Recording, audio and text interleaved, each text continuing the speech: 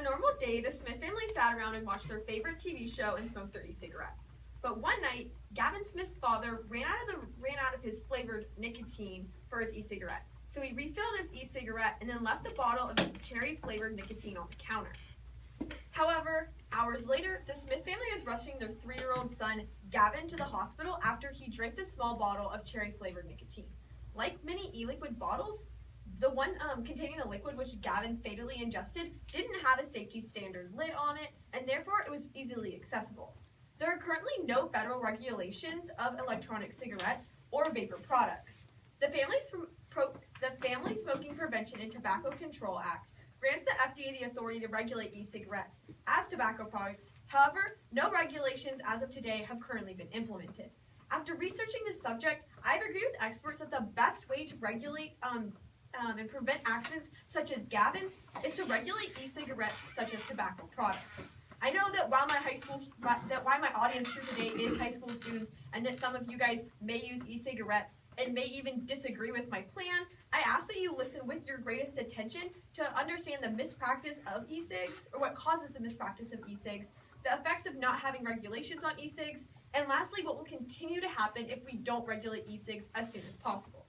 Leading me to my first point, about e-cigarettes target children and are thus highly misused. Due to the fact that e-cigarette companies escape regulations that tobacco companies currently face under law, e-cigarette companies can actually advertise their products to children, which tobacco companies cannot.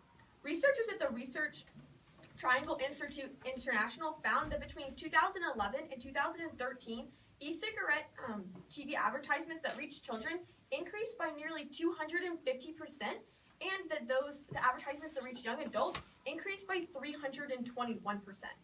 Unlike tobacco companies, e-cigarette companies enjoy the availability or the ability to advertise on television.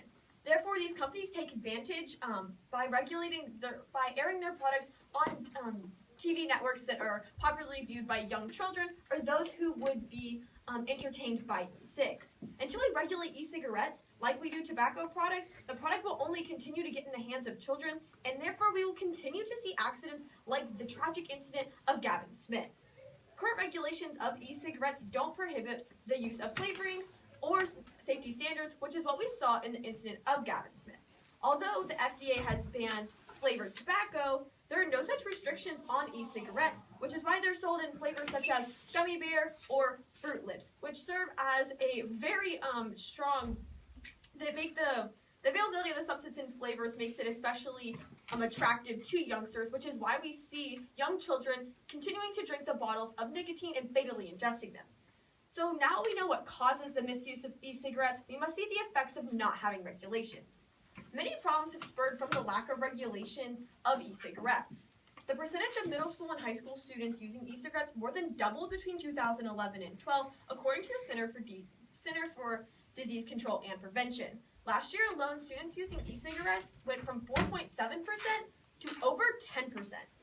The lack of e-cigarette regulation has made it increasingly popular and unhealthy among America's youth. What I find the most scary, and most likely the most extremely problematic in the future, is that according to assistant professor at Johns Hopkins University of Medicine, the greatest threat of e-cigarettes is that we still don't know enough about them to know the problems that will come in the future. However, we do know that nicotine inside the cartridges are addictive just as the nicotine that is inside of cigarettes, which is problematic and scary as well. When people stop using it, they can get withdrawal symptoms, including feeling irritable, depressed, restless, and anxious. E-cigarettes may also be dangerous for those with heart problems or may cause problems in arteries in the future, which is why we must regulate these e-cigarettes today.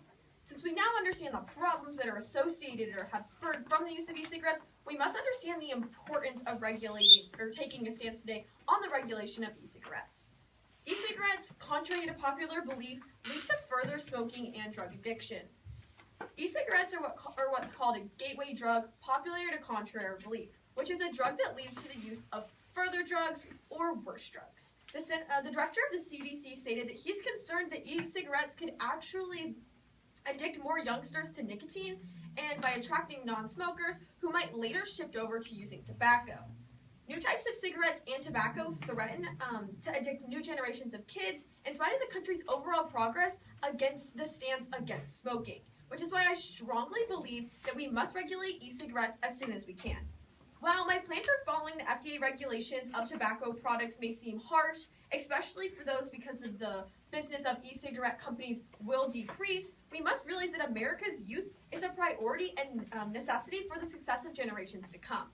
While we can't eliminate e-cigarettes from the market, we can certainly in advertising to children and make the e-cigarettes safer and in flavoring. We don't need another incident like Gavin Smith. The youth population may be against these regulations, but they will thank us later in life when they don't encounter as many, if any, health problems. Let's continue to make progress as a country against smoking. Thank you.